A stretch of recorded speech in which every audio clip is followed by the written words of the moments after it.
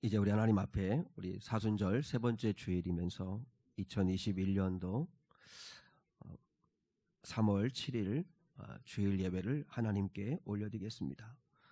우리 함께 사도신경 고백함으로 주일 예배를 올려드리겠습니다. 전능하사 천지를 만드신 하나님 아버지를 내가 믿사오며 그 외아들 우리 주 예수 그리스도를 믿사오니 이는 성령으로 잉태하사 동정녀 마리아에게 나시고 본디오 빌라도에게 고난을 받으사 십자가에 못 박혀 죽으시고 장사한 지 사흘 만에 죽은 자 가운데서 다시 살아나시며 하늘에 오르사 전능하신 하나님 우편에 앉아 계시다가 저로서 산자와 죽은 자를 심판하러 오시리라. 성령을 믿사오며 거룩한 공예와 성도가 서로 교통하는 것과 죄를 사하여 주시는 것과 몸이 다히 사는 것과 영원히 사는 것을 믿사옵나이다. 아멘. 우리 시간 하나님을 우리 찬양하기 원합니다. 31장 찬양하라 복되신 구세주 예수 백성들아 사랑을 전하세. 우리 함께 31장 찬양 먼저 올려드리겠습니다.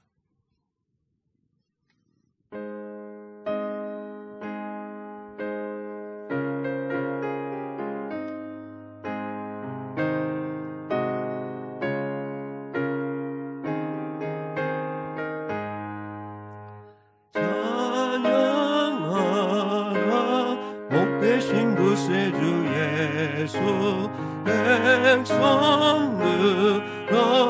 사랑을 전하세. 경배하라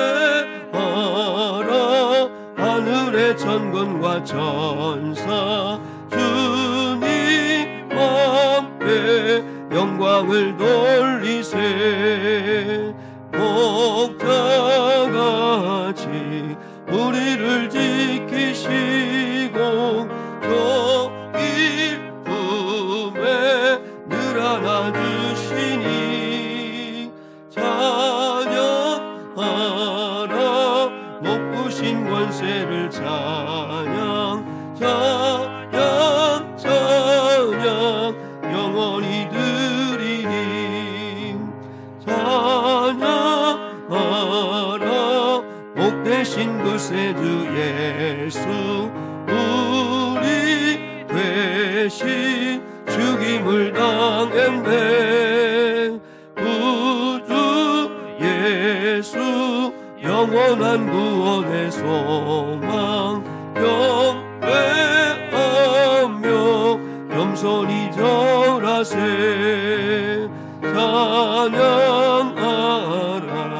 우리 죄 지신 예수 그의 사랑 한없이 크셔라. 찬양하라 높으신 권세를 찬양 찬양 찬양 영원히 드리세. 찬양하라 복되신 구세주 예수 천사들아 즐겁게 찬양해. 구주 예수 영원히 다스리시니 멸류관을 주 앞에 드리세. 구주 예수 세상을 이기시고 영광 중에 또다시 오시리. 찬양하라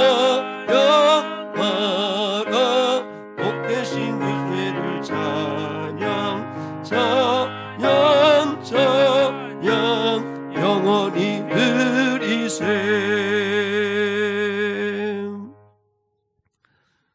우리 찬양하는데 우리 율중의 소리가 사랑의 소리가 나서 더 찬양이 아주 그냥 기름진 것 같아요.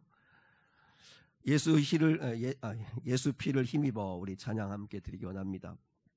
이 시간에 우리 하나님이 앉아 계시고 우리 예배를 받으시는 그 주의 보좌로 나아갈 때 우리가 어떻게 나가야 할까?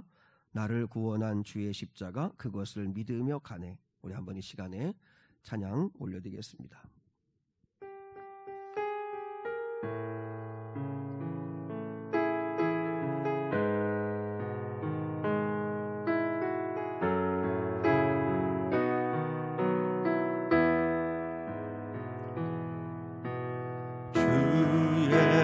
보좌로 나갈 때에 어떻게 나가야 할까?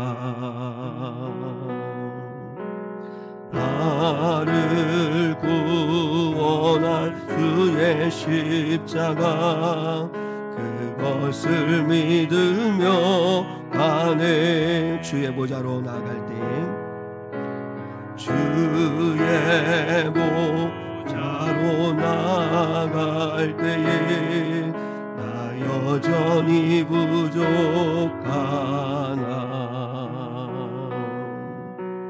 나를 품으신 주의 그 사랑 그것을 믿으며 가네. 자격 없는 내 힘이 아닌 오직 예수님의 보혈로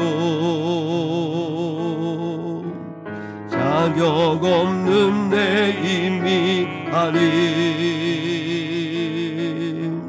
오직 예수님의 보혈로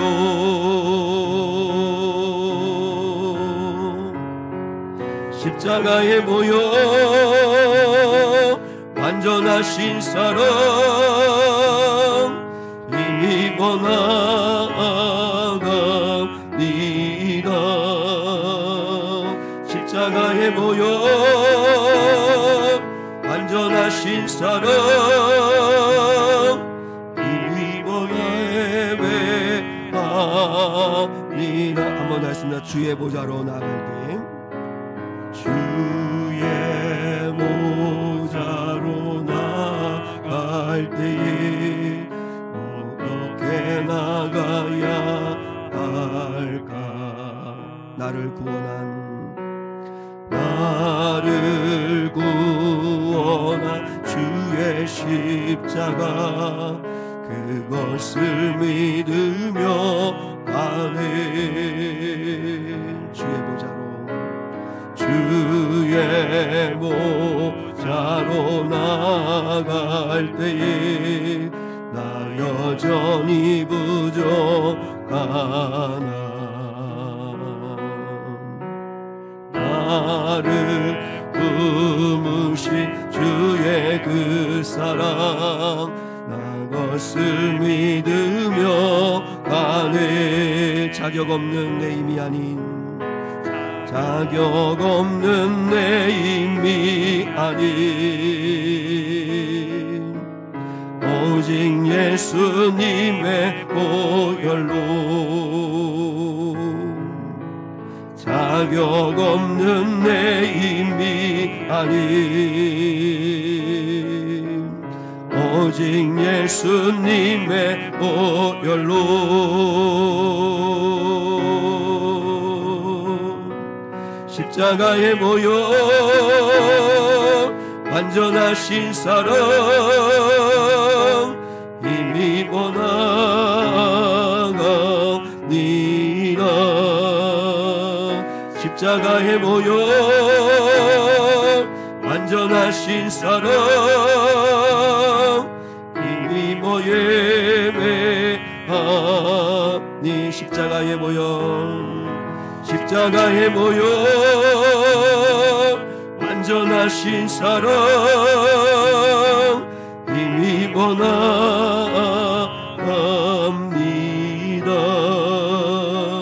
십자가에 모여 완전하신 사랑 힘입어 예배합니다.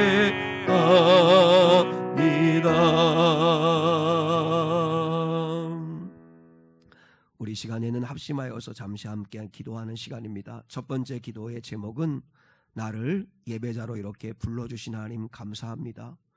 이렇게 내가 온 것은 내 힘, 내 능력이 아니라 주님의 부르심 때문이었습니다. 하나님 아버지 예배자로 불러주셨사오니 이 시간 하나님의 은혜 받게 하옵소서. 두 번째, 성령의 능력이 임하는 우리 미래교회와 이 한국교회가 되게 하옵소서. 그리고 이 한국교회가 더 이상 이 땅에 짓밟히고 세상 사람들에게 조롱거리가 되지 아니하도록 하나님께서 은혜와 자비를 베푸시고 보호하여 달라고 우리 한번 이 시간에 기도하면 좋겠습니다. 혹시 한 주간 동안 힘겹고 지치고 고단한 삶을 살아오셨습니까? 그 모든 걸 주님 앞에 쏟아놓으시면서 이 시간 은혜 달라고 같이 한번 기도하겠습니다. 하나님 아버지 감사합니다. 거룩하시고 자비하신 아버지 하나님, 오늘 이렇게 거룩한 주일 사순절 세 번째 주일을 맞았습니다. 이제 하나님 아버지여 추운 겨울이 지나고 이제 3월 봄이 되었습니다. 거룩하시고 자비하신 아버지 하나님, 이렇게 코로나로 인하여 1년 이상 동안 우리가 힘겨운 시간들을 보내는데 아버지의 희망의 봄을 맞이하는 것처럼 아버지 또한 소망을 발견할 수 있게 하시고 가능성을 찾게 하신 하나님을 찬양합니다. 거룩하신 아버지 하나님, 무엇보다도 앞으로 어떤 어려움과 재난과 고난이 우리에게 온다 할지라도 하나님과의 관계가 회복될 수 있게 도와주시고 아버지 하며 고난 앞에서 쓰러지지 않고 주님을 바라보는 저희가 될 수 있게 도와주시옵기를 원합니다. 존귀하시고 자비하신 아버지 하나님, 이 시간 역사하여 주시옵소서. 아버지, 무엇보다도 하나님 아버지 오늘 이렇게 예배자로 불러주셔서 감사합니다. 내가 아버지 결정하고 온 것이 아니라 하나님 아버지께서 일찍이 나를 아시고 예정하시고 부르셔서 이렇게 와 예배할 수 있게 하심을 믿습니다. 거룩하신 아버지 하나님, 이 예배 시간 은혜 받게 도와주시고 성령으로 저희를 충만하게 하여 주시옵소서. 하나님의 영광을 보는 거룩한 이 아침이 되게 하여 주시옵소서. 아버지, 이왕시다 하나님 아버지 앞에 이렇게 나와 예배하오니 우리의 마음 문을 활짝 열게 도와주셔서 아버지 진리의 말씀이 들리게 하시고 찬송과 기도를 통하여 힘을 얻게 하시며 하나님의 살아계심을 경험하는 임재를 경험하는 거룩한 예배가 되게 하여 주시옵소서. 우리 어린아이들부터 아버지 작년 성도들 아버지 예배 없이 하나님의 은혜가 부어지게 하여 주시옵소서. 하나님을 만나는 시간 되게 하여 주시옵소서. 하늘 계신 아버지 하나님, 우리 미래교회 성령의 능력을 주시옵소서. 오직 성령이 너에게 임하시면 너희가 권능을 받고 증인되라 말씀하신 같이 성령이여 임하여 주셔서 우리 한 사람 한 사람을 사로잡아 주시옵소서. 아버지, 우리에게 권능을 주시옵소서. 하나님이여 이 땅의 교회 위에 하나님의 성령의 권능을 주시옵소서. 하나님의 영광이 임하게 도와주시옵소서. 하나님 아버지, 무엇보다도 주님 교회발 코로나 감염이 나타나지 않도록 교회를 지켜주시고 하나님 아버지여 300, 400명이 되어지는 감염자가 주님 아버지여 줄어들 수 있도록 은혜를 베풀어 주시옵시며 백신 접종이 시작되었사오니 순탄하게 진행되게 도와주시며 부작용을 인하여 어려움 당하지 않도록 인도하여 주시옵기를 원합니다. 하나님 아버지, 속히 저희를 구원하여 주시옵소서. 하나님의 은혜 없이는 저희 살 수 없사오니 역사하여 주시옵소서. 오늘 예배하는 저희들의 기도를 하나님께서 들으시고 크신 은혜로 역사하여 주시옵소서. 한 주간 동안 어떠한 삶을 살아왔습니까? 아버지여, 이 시간 위로받게 하시고 힘을 얻게 하시고 아버지 책망받게 하시고 고침받게 하시고 회개하게 하시고 거듭나게 하시고 살아나게 하여 주시옵소서.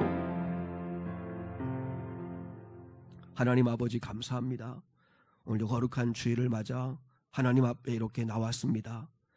아버지 앞에 나와 예배하는 저희들 예배를 받아 주시옵소서. 성령으로 충만하게 하여 주시옵소서. 예수 그리스도의 이름 받들어 기도드리옵나이다. 아멘.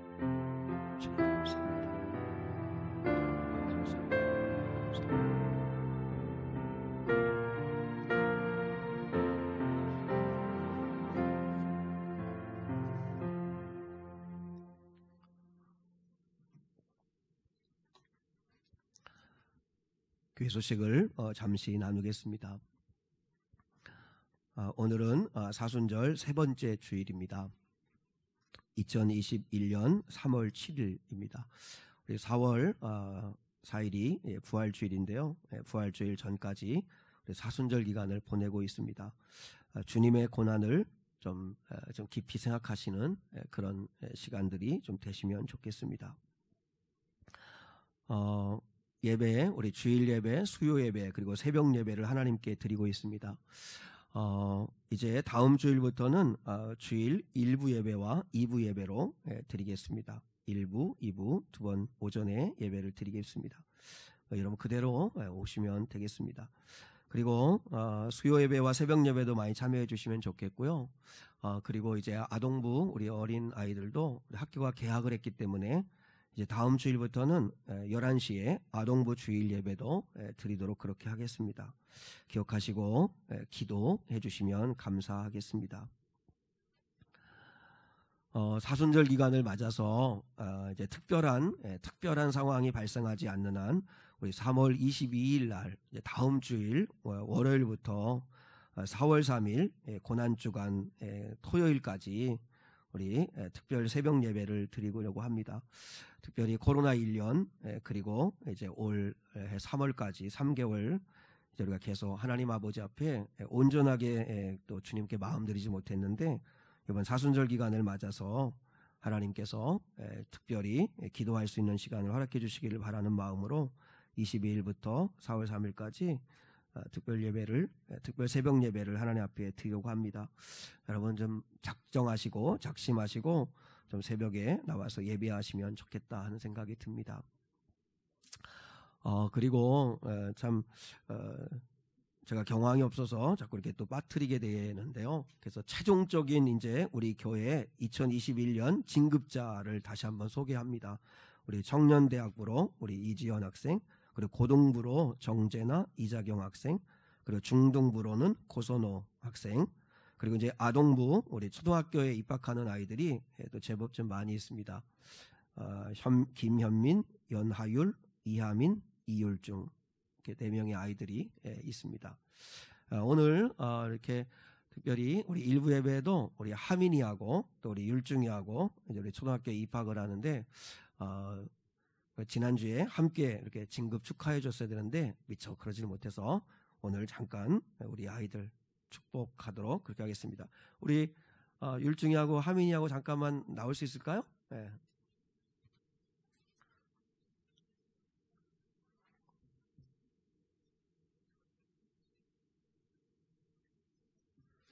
네. 하민이도 말해주세요. 아방이도 보고 있는데 학교 잘 다녀오고 자 우리 율중이 축하하고 우리 하민이도 뒤로 오자. 자 차려 동네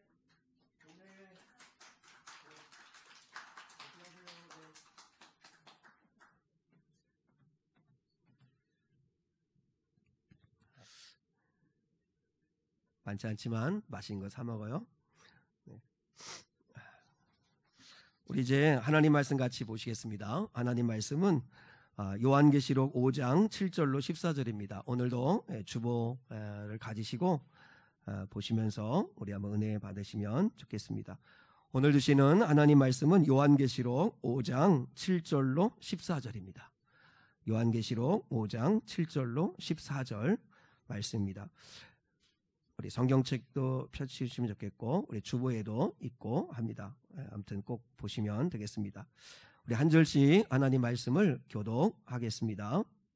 그 어린 양이 나와서 보좌에 앉으신 이의 오른손에서 두루마리를 취하시니라.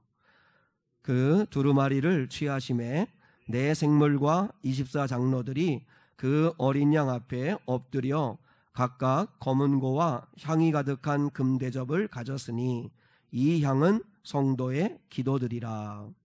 그들이 새 노래를 불러 이르되 두루마리를 가지시고 그 인봉을 떼기에 합당하시도다.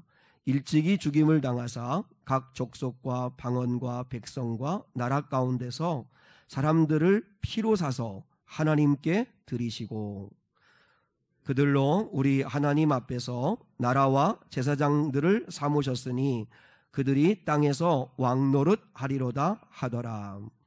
내가 또 보고 들음에 보좌와 생물들과 장로들을 둘러선 많은 천사의 음성이 있으니 그 수가 만만이요 천천이라. 큰 음성으로 이르되 죽임을 당하신 어린 양은 능력과 부와 지혜와 힘과 존귀와 영광과 찬송을 받으시기에 합당하도다 하더라. 내가 또 들으니 하늘 위에와 땅 위에와 땅 아래와 바다 위에와 또 그 가운데 모든 피조물이 이르되 보좌에 앉으신 이와 어린 양에게 찬송과 존귀와 영광과 권능을 세세토록 돌릴지어다 하니 내 생물이 이르되 아멘 하고 장로들은 엎드려 경배하더라. 아멘. 아멘. 우리가 오늘도 이렇게 예배 드리려고 하나님 앞에 나왔습니다. 예배 드리는 것이 왜 중요할까요? 예배는 우리의 인생을, 우리의 운명을 바꿀 수 있기 때문입니다. 비록 초라하고 보잘것없는 출발일지는 몰라도 내가 잠잠히 하나님을 예배하며 하나님의 말씀에 순종하며 하나님을 바라보며 인생을 살아갈 때 반드시 하나님은 우리의 삶을 변화시키시고 그리고 놀라운 하나님의 자녀들에게 주실 약속의 복을 더하셔서 우리의 운명을 바꾸시는 은혜를 베풀어 주십니다. 그것을 잘 기록하고 있는 성경이 사무엘 상하입니다. 사무엘 상하는 이제 사사시대가 끝나고 사울 다윗으로 이어지는 통일왕국 시대가 시작되기 바로 사이에 그 길목에서 기록된 성경이 사무엘상, 사무엘하입니다. 근데 이 사무엘상과 사무엘하는 의도적으로 이 사무엘서 기자가 의도적으로 기록을 했는데 무엇을 의도적으로 기록했냐면 예배입니다. 예배. 그래서 사무엘상과 사무엘하에는 세 그룹의 사람들이 서로 대조를 이루는 그런 구조로 되어 있어요. 1그룹에 속한 사람들이 엘리 대상과 그리고 한나입니다. 엘리 대상과 한나. 그리고 2그룹에 속한 사람들이 그들의 자녀들인 엘리 대상의 자녀인 홈리와 비느하스, 그리고 누구를 대조하냐면 한나의 아들 사무엘, 이 두 다음 세대를 대조합니다. 그리고 마지막으로 세 그룹에 속한 사람이, 세 번째 그룹에 속한 사람이 사울왕과 다윗입니다. 사울과 다윗. 자 보세요. 엘리 제사장, 홈리와 비느하스, 사울, 이쪽이 한쪽이고 또 한쪽은 엘가나와 한나, 그리고 한나의 아들 사무엘, 그리고 사무엘이 기름 부은 다윗, 이쪽이 한 그룹입니다. 이 한쪽이죠. 그런데 이들의 근본적인 차이가 뭐냐면 이쪽은 정말 출발은 좋고 화려하고 그리고 정말 조건이 좋았는데 갈수록 망해서 멸망한 사람들이고, 이쪽은 비록 출발은 초라하고 보잘것없었는데 근데 갈수록 흥해져 가는 사람들을 이야기하고 있어요. 근데 이들의 차이가 뭐예요? 오직 하나입니다. 예배입니다. 예배. 예배. 그래서 제2그룹에 속한 사람들을 성경은 이렇게 차이를 설명해 주고 있어요. 자, 주보에 한번 보시죠. 사무엘상 2장 17절 한번 같이 읽습니다. 시작. 이 소년들의 죄가 여호와 앞에 심히 크면 그들이 여호와의 제사를 멸시함이었더라. 여기서 소년들은 엘리의 두 아들들을 얘기합니다. 그러니까 앞으로 제사장이 될 홈리와 비느하스, 성직자의 자녀들이죠. 그런데 그들이 여호와 앞에 큰 죄를 범했는데 그게 뭐예요? 예배를 멸시했다. 예배를 멸시했다. 이거에 이들의 삶의 총평이 다 기록되어 있는 거고, 바로 그 다음 절 2장 18절에 또 한 사람에 대한 이야기가 나오는데 같이 한번 읽습니다. 시작. 사무엘은 어렸을 때에 세마포 에봇을 입고 여호와 앞에서 섬겼더라. 반면에 사무엘은 어떤 그 사람이에요? 어려서부터 성전에서 예배드리기를 즐거워하고 늘 예배 가운데 자라간 사람이었다고 기록하고 있습니다. 그러니까 예배는 우리의 운명을 얼마든지 바꿀 수 있다는 거죠. 다윗도 그렇고 사무엘도 그렇고 그리고 한나도 그렇고 엘가나도 그렇고 예배하고 기도하고 하나님 앞에 부르짖음으로 인하여서 그들은 얼마든지 인생을 바꾸었다 하는 것입니다. 또 예배가 왜 중요합니까? 예배는 하나님과의 관계를 맺는 데 있어서, 하나님과 관계를 맺는 데 있어서 가장 중요하고 유일한 통로이기 때문입니다. 우리는 이런 말을 합니다. 부자라고 하는 것과 잘 산다고 하는 것과는 다른 건데 우리는 그것을 그냥 동일하게 생각을 합니다. 그래서 부자를 참 잘 사는 사람 이렇게 이야기하는데 그것은 옳지 않습니다. 이제 여러분이 꼭 기억하면 좋겠는데 부자는 말 그대로 돈이 많은 사람이고 잘 사느냐 못 사느냐는 무엇을 가지고 이야기하는 거냐면 관계를 가지고 이야기하는 겁니다. 그래서 관계가 좋은 사람은 잘 사는 사람이고 관계가 나쁜 사람은 못 사는 사람입니다. 그러니까 부자여도 잘 사는 사람이 있습니다. 부자여도 못 사는 사람이 있습니다. 돈은 참 많은데 근데 그 돈 때문에 돈을 버는 과정에서 관계가 다 깨진 사람이 있습니다. 부모 자녀 간에, 부부 간에, 가족 간에, 이웃 간에 관계가 다 깨진 사람이 있어요. 그 사람은 돈은 많을지 몰라도 못 사는 사람입니다. 가난한 사람인데 잘 사는 사람이 있습니다. 가난하더라도 이웃과 좋은 관계를 맺고 살아가는 사람들이 있습니다. 그러니까 부자냐 가난하냐는 뭐 하나님이 주시는 은사이기도 하고 뭐 또 그것은 세상 어떤 환경과 조건에 따라 다를 수도 있겠지만 그러나 잘 사느냐 못 사느냐는 얼마든지 우리가 바꿔갈 수 있다는 거죠. 그럼 한번 여러분 생각해 보세요. 여러분은 잘 사는 사람들이세요? 아니면 지금 못 사는 사람들이세요? 관계가 좋으세요? 아니면 관계가 깨진 상태로 있으세요? 한번 여러분의 관계를 한번 잘 돌아보세요. 그래서 관계가 틀어진 사람들이 과연 나에게 몇 명이나 있는가? 아니면 나는 두루두루 좋은 관계 속에서 그 관계가 좋기 때문에 행복하게 살아가고 있는가? 그러면 신앙도 마찬가지예요. 저분은 참 믿음이 좋다. 저분은 참 신앙생활을 참 잘한다 라고 하는 건 하나님과의 관계를 말하는 거예요. 하나님과의 관계. 그러면 하나님과의 관계가 좋으냐 나쁘냐는 어떻게 알 수 있어요? 하나님과의 관계가 좋으냐 나쁘냐는 어떻게 알 수 있죠? 그건 예배를 통해 알 수 있습니다. 예배. 왜냐하면 예배가 하나님과의 관계를 보여주는 가장 중요한 지표이기 때문에 그렇습니다. 예배드리기를 즐거워한다, 예배를 기뻐한다, 예배를 잘 드린다, 그럼 그 사람은 하나님과의 관계가 좋은 사람입니다. 근데 또 예배냐? 그래서 예배가 실증이 나고 지루하고 예배에 아무런 은혜를 못 받고 하면 지금 하나님과의 관계가 좋지 않은 가운데 있는 거죠.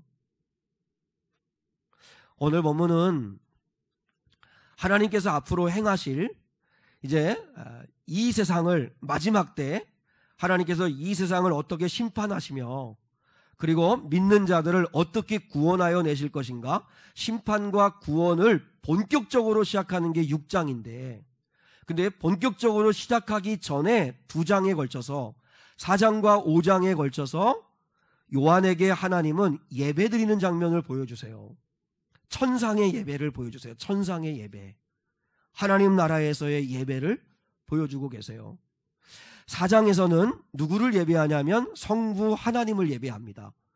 그래서 4장에서는 보좌에 앉으신 하나님을 앞에 놓고 그리고 네 생물과 24장로들이 모두 다 거룩하다 거룩하다 거룩하다 하면서 하나님을 높여드리고 그리고 주님이 하셨습니다. 주님이 하십니다.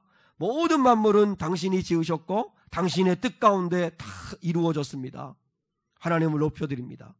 그리고 5장에서는 예배의 대상이 바뀝니다. 이제는 일찍이 죽임당하신 어린 양 예수 그리스도를 찬양합니다. 예수 그리스도를 예배합니다.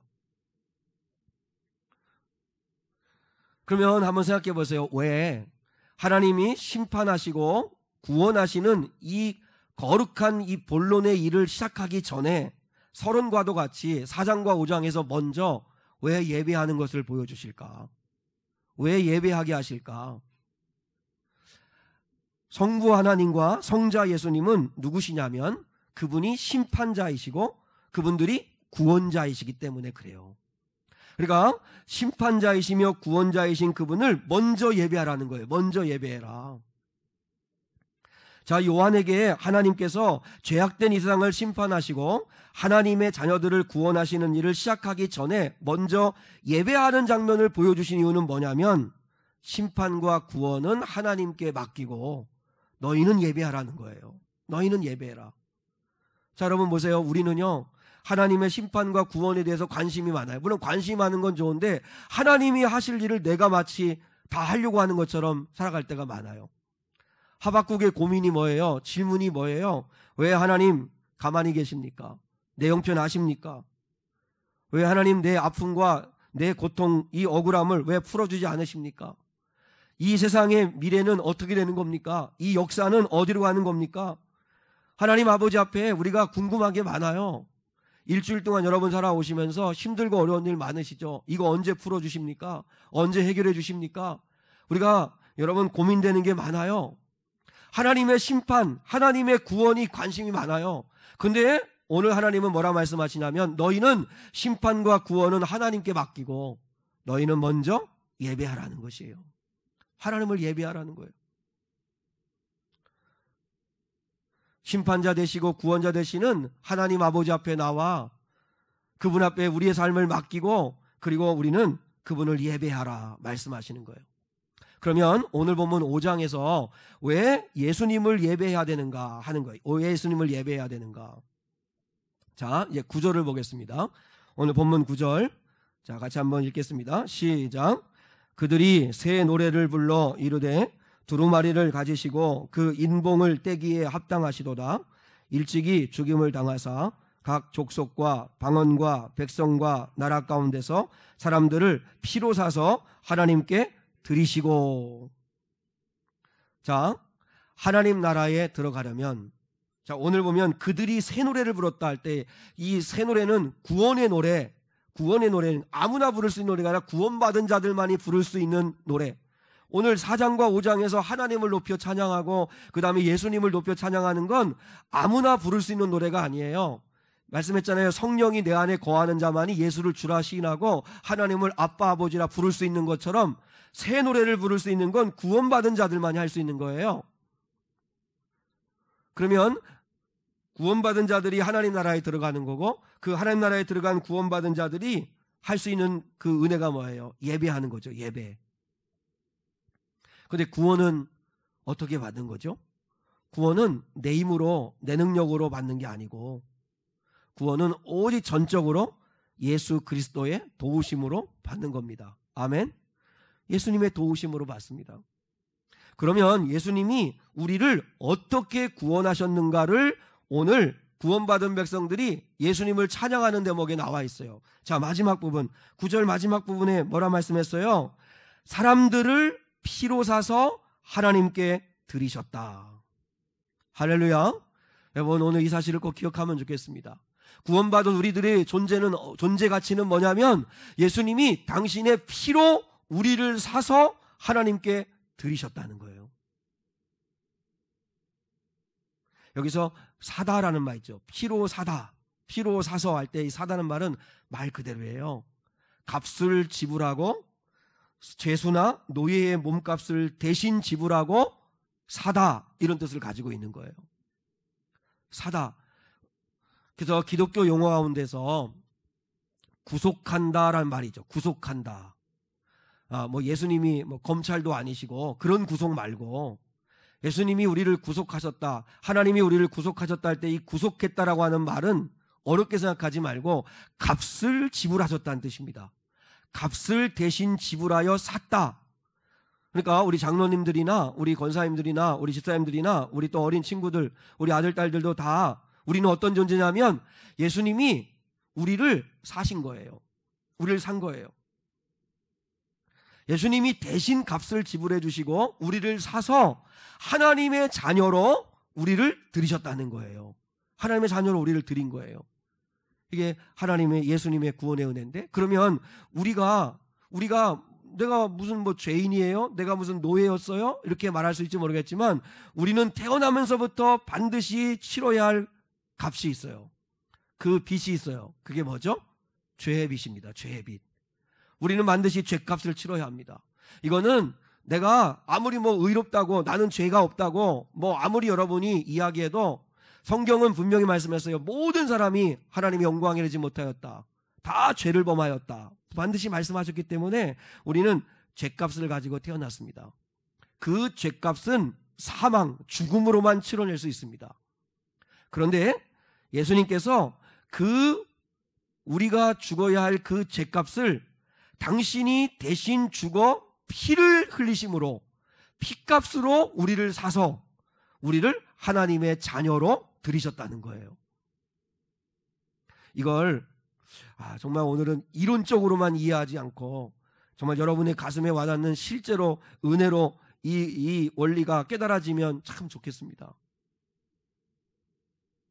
우리는 죄값을 치러야 되는 죄인인데 내 스스로는 죄값을 치를 만한 능력이 안 돼서 우린 영원히 죽을 수밖에 없게 되었는데, 지옥 갈 수밖에 없게 되었는데, 예수께서 우리를 살리시려고 당신이 피값을 치러주심으로, 생명을 내어주심으로, 당신의 생명값으로 우리를 사서, 그래서 하나님의 자녀로, 자유의 자로 우리를 불러주셨다. 자, 사도 바울은 그것을 이렇게 이야기했습니다. 에베소서 1장 7절입니다. 에베소서 1장 7절.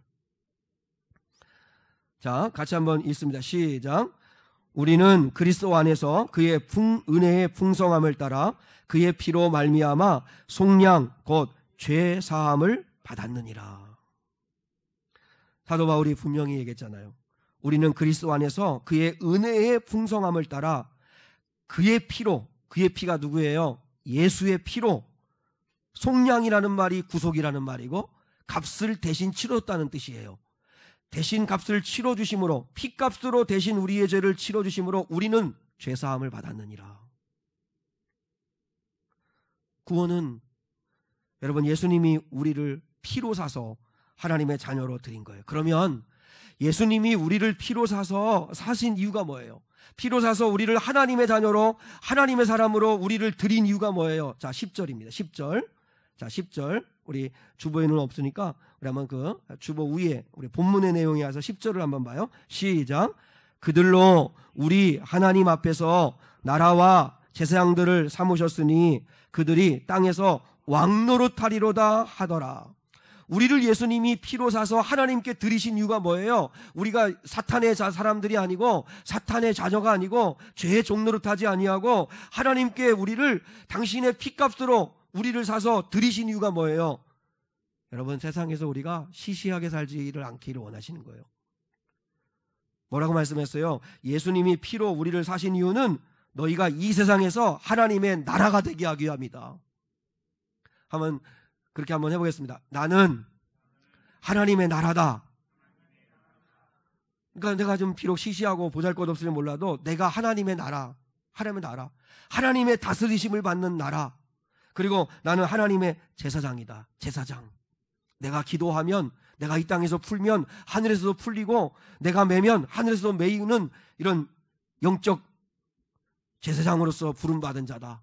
내가 제사장으로 부름받은 자다. 그리고 정말 감사하게 뭐예요? 세상에서 왕노릇하게 하기 위함이다. 왕노릇하기 위함이다. 이게 왕관 씌워주고 높은 자리에 세워주고 성공시켜주겠단 말이 아니고 세상에 종노릇하고 세상에 질질 끌려다니는 인생이 아니라 하나님의 자녀다운 그런 정체성을 가지고 나는 하나님의 자녀다. 나는 하나님을 기쁘시게 하는 사람이다. 하나님의 영광을 위해 사는 사람이다. 이런 프라이드를 가지고 왕노릇하며 살라는 거예요. 죄에 끌려다니지 말고, 죄의 종노릇하지 말고 하나님의 자녀답게, 하나님의 승리자답게 그렇게 살아다오 말씀하시는 거예요. 그렇게 하시려고 우리를 예수님이 피로 사셨다는 거예요. 근데 오늘은 저는 이 대목보다 전체의 흐름이 예배잖아요. 예배. 이제 천상의 예배잖아요. 그래서 예수님께서 우리를 피로 사셔서 하나님께 드리시고 하나님께로 인도하신 이유가 뭐냐면, 보세요. 네 생물과 24장로들이 다 구원받은 백성들이잖아요. 24장로들이 다 신구약 구원받은 백성들을 의미하는 거라고 했으니까 예수님이 피로 사서 우리를 하나님의 나라로 데리고 가신 이유가 뭐예요? 거기서 뭐 하게 하시며요? 예배하기 위함이죠. 예배. 천상의 예배에 참여하는 자가 되게 하기 위함이에요. 우리가 하나님을 예배하는 이유는 뭐냐면 좋은 대학 가서 예배하는 게 아니에요. 좋은 직장에 취직했기 때문에 기분 좋아서 예배하는 게 아니에요.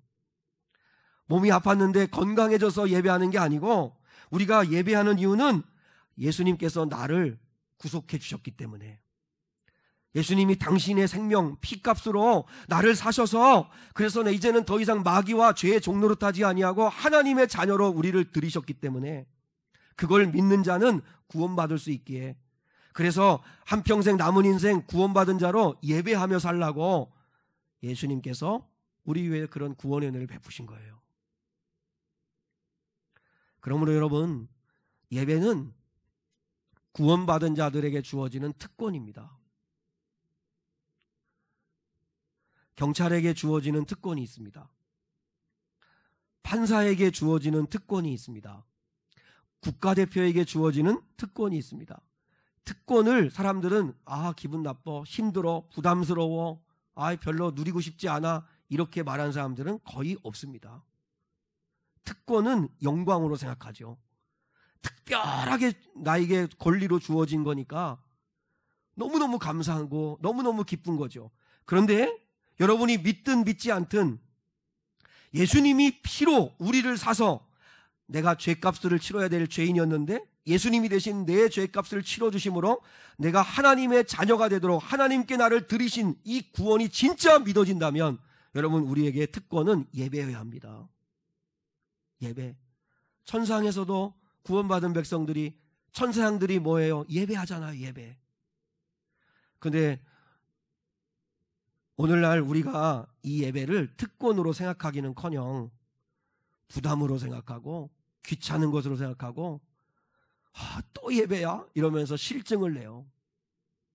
예배가 귀찮고 부담스럽다면 여러분은 예배가 얼마나 능력인지를 모르는 거고, 그리고 그 사람은 정말 불쌍한 사람입니다.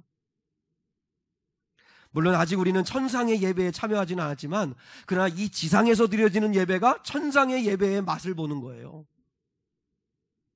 왜냐하면 여기서도 우리가 예수의 피값으로 구원받아 하나님의 자녀로 드려진 자가 우리이기 때문에. 여러분 보세요. 하나님은 아무한테나 예배드리라고 안 하세요.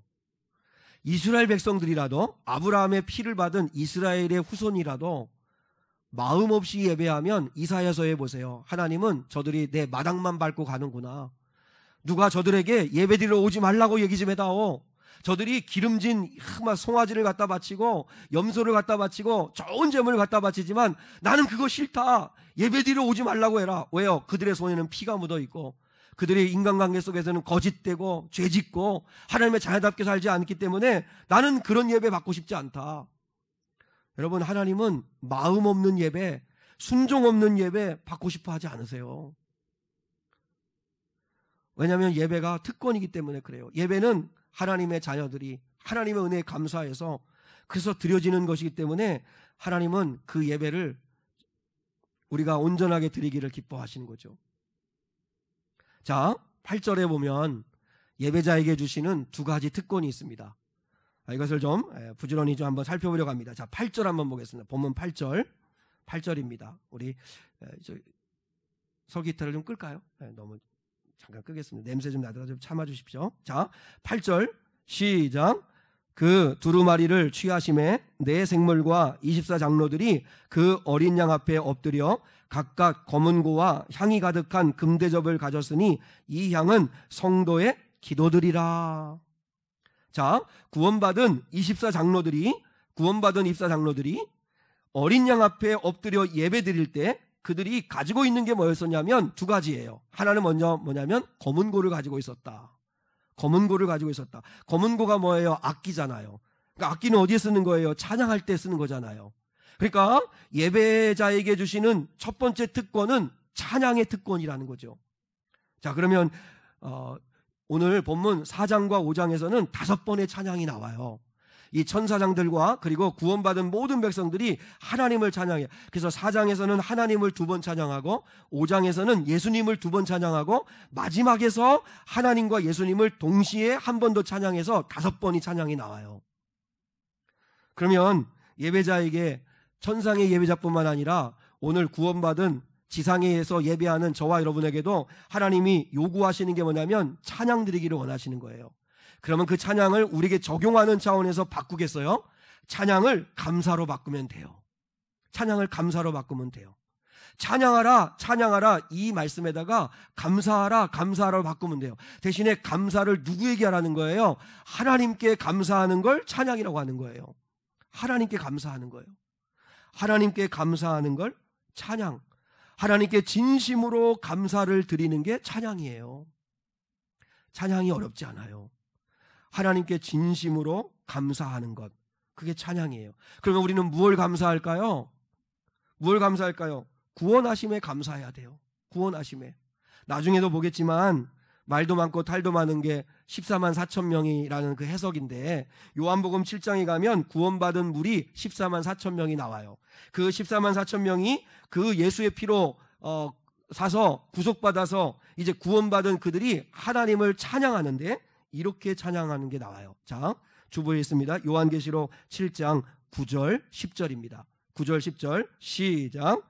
이 일 후에 내가 보니 각 나라와 족속과 백성과 방언에서, 여기 보면 온 세계에서 과거 현재 미래의 모든 시대를 통틀어 하나님은 그 모든 민족과 족속과 백성과 방언에서, 자, 그 다음에 시작. 아무도 능히 셀 수 없는 큰 무리가 나와, 이들이 누구예요? 예수의 피로 사서 하나님께 드려진 자들, 구원받은 자들, 그들이 다 큰 무리를 이루어 나와서, 자, 그 다음에 시작. 흰옷을 입고 손에 종려가지를 들고 보좌 앞과 어린 양 앞에 서서 큰 소리로 외쳐 이르되, 자, 이들이 찬양하는 거예요. 구원받은 14만 4천이 흰옷을 입고 손에 승리의 표정인 승리의 표지인 종려가지를 들고 보좌 앞과 어린 양 앞에, 하나님과 어린 양께 큰 소리로 찬양하는데, 시작. 구원하심이 보좌에 앉으신 우리 하나님과 어린 양에게 있도다. 찬양하는 제목은 딱 하나예요. 뭐죠? 날 구원하신 거. 날 구원하신 거. 이 땅에 수많은 사람들이 있지만 오늘 나를 피로 사서 하나님께 인도하여 오늘 예배 자리에 여기에 와 앉게 하신, 구원하신 은혜, 구원하신 은혜에 대해 찬양하는 거예요. 우리가 감사하는 게 뭐죠? 병 고침 받아서 감사하는 거예요? 아니면 건강해져서 기분 좋아 감사하는 거예요? 아니에요. 우리는 병들었건 건강하건 가난하건 부유하건 잘되건 잘 안되건 조건에 상관없이 날 구원하신 은혜에 감사해야 돼요. 날 구원하신 은혜에 감사해야 돼요. 사실요, 하나님이 나를 구원하셨을 뿐만 아니라 이 땅을 살아가는 동안 하나님은 우리에게 필요한 것들을 다 은혜로 주셨어요.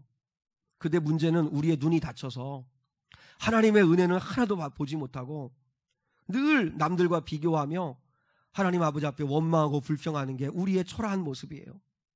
우리는 사실 조건에 상관없이 구원받은 거 하나만으로도 엄청나게 감사하고 기뻐하며 그것으로 즐거워해야 되는데, 아니 근데 우리 하나님은 너무 좋으신 분이라 그거 외에도 수없이 우리에게 많은 것들을 주셨는데 우리 눈이 탁 닫혀가지고 하나도 하나님이 주신 것이 없는 것처럼 그렇게 살아갈 때가 얼마나 많으냐는 거예요. 제가 책을 읽다가 이런 이야기를 봤는데요. 세 남매를 두고 있는 이 부부인데 참 가난해요. 경제적으로도 가난하고. 그래서 이제 세 남매를 두고 있는 이 부모가 이렇게 살아가는데 어느 날 세탁기가 고장이 나서 새 거를 살 수 있는 형편은 안 되고 중고거래 사이트를 이렇게 뒤적이는데 어느 집에서 아주 값싸게 그냥 거저 주겠다고 해서 그 집을 이제 세탁기를 가지러 간 거예요. 근데 이제 그 집에 세탁기를 가지러 가는데 그 집은 막 얼마나 집이 의리하고 그리고 좋은 고급 가구와 최신식 그 전자제품들이 가득가득한 멋진 집이에요. 그 멋진 집을 보니까 더 마음이 우울한 거예요. 한숨을 쉬면서 이제 세탁기를 이렇게 들고 나오다가 이제 또 그 주인 내외가 차를 대접해서 차를 이렇게 한 잔 마시면서 이 세탁기를 가지러 갔던 이 부부 내외가 자기의 그 처지를 푸념을 한 거예요. 푸념처럼 이렇게 자기의 삶을 토로한 거예요. 저희에게는 3남매가 있는데 특히 그 두 아들들은 얼마나 개구진지, 그래가지고 잠시도 가만히 있지를 못해가지고 그래서 신발이 남아나지를 않는다고. 근데 신발 사줄 형편이 되지를 못해가지고 자녀들한테 얼마나 미안하고 마음이 아픈지 모르겠다고 그냥 자기 삶을 그냥 푸념하듯이 한 거예요. 그런데 갑자기 그 집 주인 내외가 그 이야기를 이렇게 듣다가 그 급기야 주인 아주머니가 고개를 푹 숙이고 방 안으로 이렇게 뛰어 들어가더래요. 그래서 이 세탁기를 얻으러 갔던 이 내외가 너무 당황하고 너무 미안하기도 하고 우리가 뭘 좀 잘못했나 싶은 생각이 들더라는 거예요. 근데 그때 그 주인 남편 되시는 분이 설명을 하더라는 거예요. 우리에게 딸 하나가 있는데 근데 그 딸은 선천적인 병을 가지고 있어서 태어나서 지금 12살 될 때까지 한 발짝도 걸어보지를 못했다고. 당신이 자녀들의 아이들이 막 천방지축이고 막 개구져서 그래서 막 신발이 다 닳고 그 신발을 사줄 형편이 안 된다고 그게 슬프다고 얘기할 때 그때 이 내 아내가 지금 방 안에 아파하고 있는 그 아이 때문에 가슴이 아파서 이렇게 방으로 뛰어들어간 것 같다고 그렇게 얘기를 해줬다는 거죠. 이 세탁기를 구하러 갔던 이 부부가 이제 집에 돌아왔습니다. 집에 돌아와서 그래서 그 현관에 나뒹굴고 있는 그 새 아이들의 신발, 그 낡은 신발을 바라보는데 한참을 바라봤다는 거예요.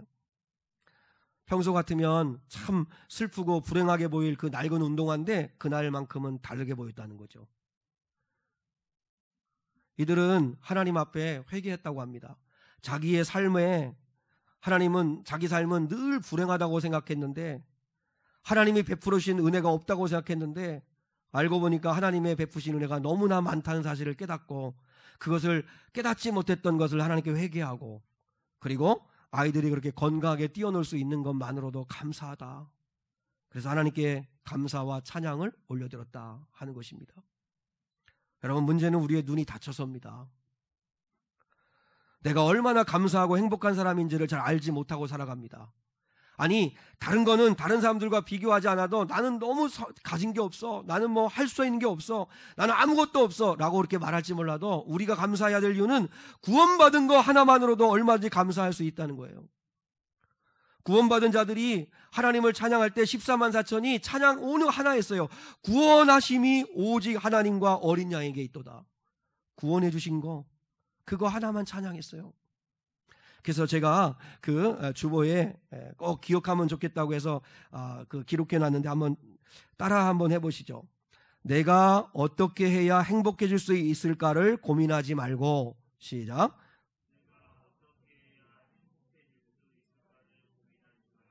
내가 얼마나 행복한 사람인가를 날마다 깨달으며 삽시다.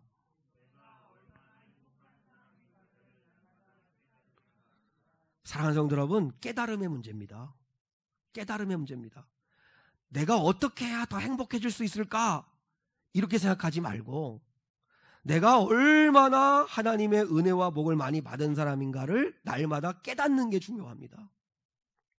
특별히 감사할 조건이 없어도 날 구원하여 주신 것만으로도 우리는 얼마든지 감사할 수 있고, 그리고 하나님이 이렇게 살게 하시는 건 하나님 앞에 예배자가 되라고, 예배하며 살라고 하시니 은혜라는 걸 깨닫고 하나님 앞에 예배할 때 하나님은 더 놀라운 은혜와 복을 더하여 주실 겁니다.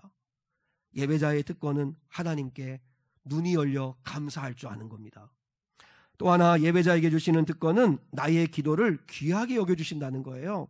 자, 아까 우리가 읽었지만 24장로들의 손에는 검은 고만 들어있는 게 아니라 또 어떤 이들에게는 향이 가득한 금대접이 들려있는데 그 금대접에 향이 피어지는데 그 향은 뭐라고요? 그 향은 성도의 기도들이었다.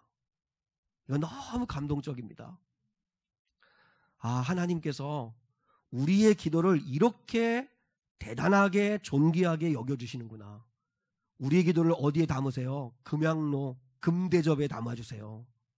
그리고 24장로들이 그걸 가지고 하나님 앞에 나가요. 우리의 기도를 하나님이 얼마나 귀하게 여기시는지 몰라요.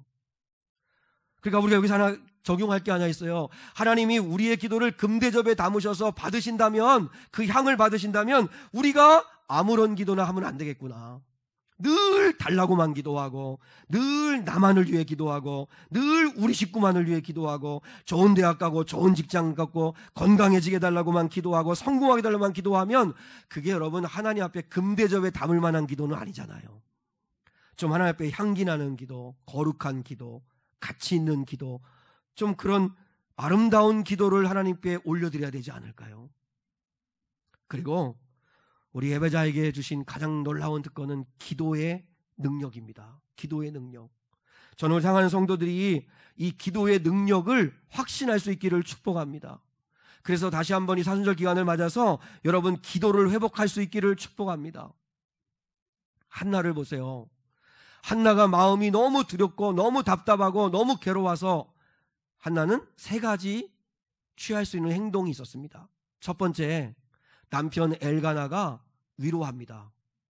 남편 엘가나가 얼마나 좋은 사람입니까? 한나가 아이를 낳지 못하 괴로워하고 힘들어하니까, 그럼 내가 당신에게 10 아들보다 낫지 않냐? 내가 당신을 끝까지 사랑할게. 아이를 낳지 못하는 게 아픔이긴 하지만 그래도 내가 곁에 있잖아. 위로합니다. 한나는 사람의 위로로 만족할 수 있었습니다. 그래, 애는 못 낳아도, 애는 하나님이 주고 안 주시고 하는 거니까 그건 없어도, 하나님의 은혜는 없어도 그 남편이 있으니까, 남편이 날 사랑하니까 됐지. 사람의 위로로 만족할 수 있었어요. 두 번째, 한나가 태할 수 있는 태도는 분인나의 멱살을 잡는 겁니다. 늘 살살 열받게 만들고 살살 긁고 나를 아주 힘들게 하는 분인나와 멱살을 잡고 싸우고 분인나에게 화풀이하고 그러면서 살아가는 겁니다. 그런데 한나는 제 1번도 2번도 아닌 3번을 선택합니다. 3번이 뭐예요?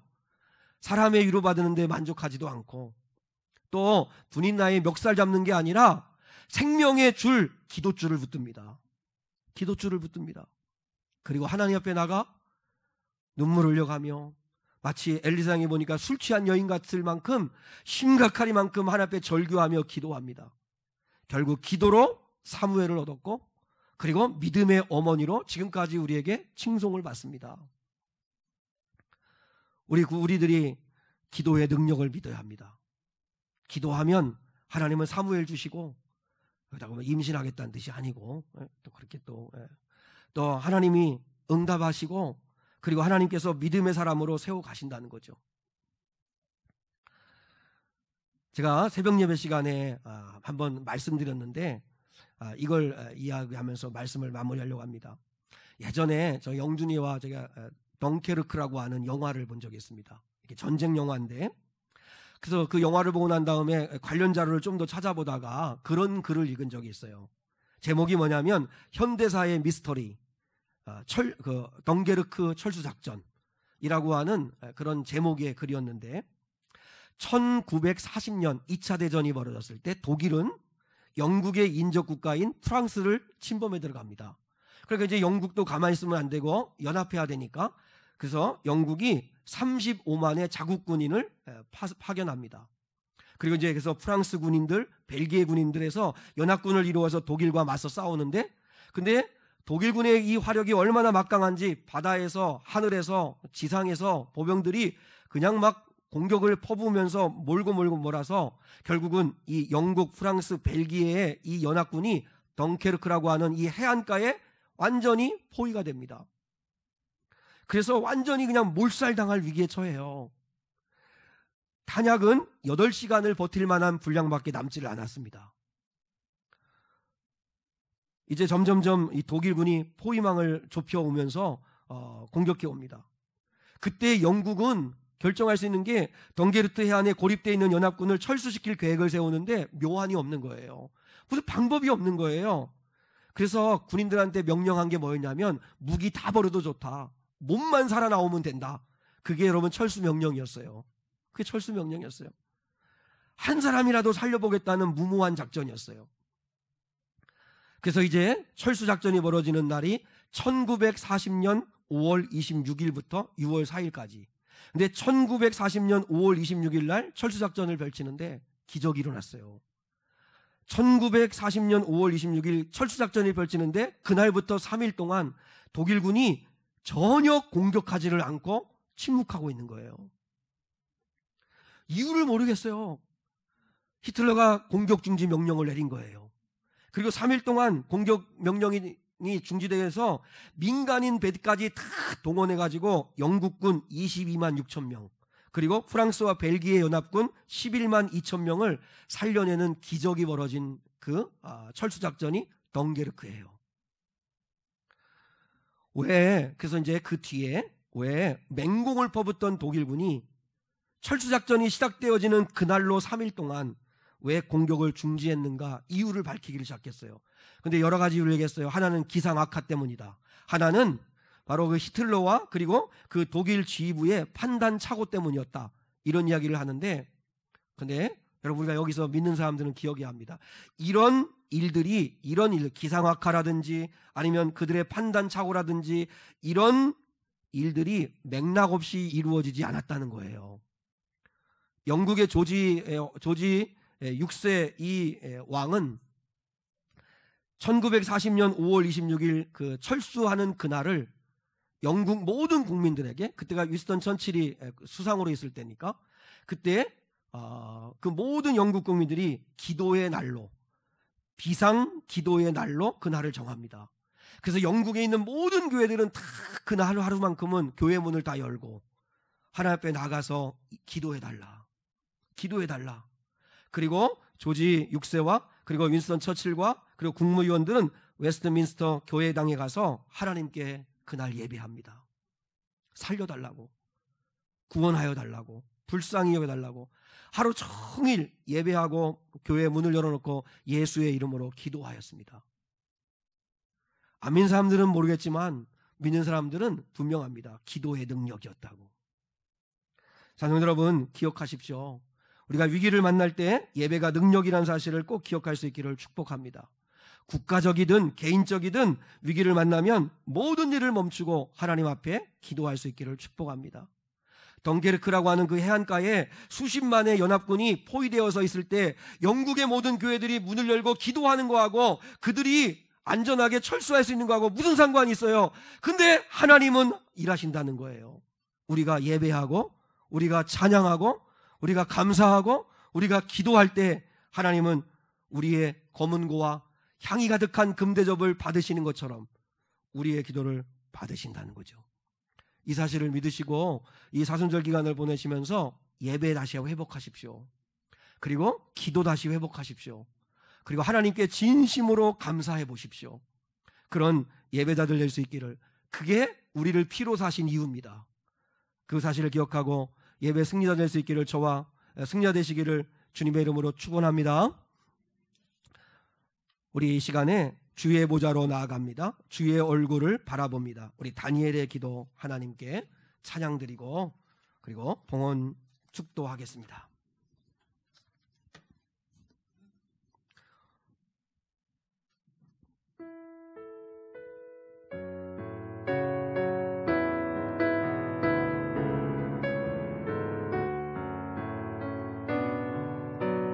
주의 보좌로 나아갑니다.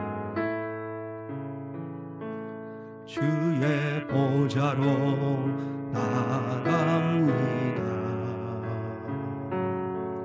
주의 얼굴을 바라봅니다. 두 손을 들고 겸비함으로 하나 되어 주께 나아갑니다. 주의 은혜에 목마릅니다. 주의 음성을 사모합니다. 주의 음성을 사모합니다. 두려워 말라, 두려워 말라. 평안하라, 강건하라, 강건하라. 하늘의 문 열어주소서. 주의 긍휼 베푸시옵소서. 우리의 눈을 열어 주의 보좌와 그 영광을 보게 하소서. 주 얼굴 비춰주소서. 위로의 손으로 만져주소서. 우리로 주님을 간증하는 주인공 되어 주를 자랑케 하소. 하늘의 문 열어주소서. 하늘의 문 열어주소서. 주의 긍휼 베푸시옵소서. 우리의 눈을 열어 주의 보좌와 그 영광을 보게 하소서. 주의 얼굴 비춰주소서.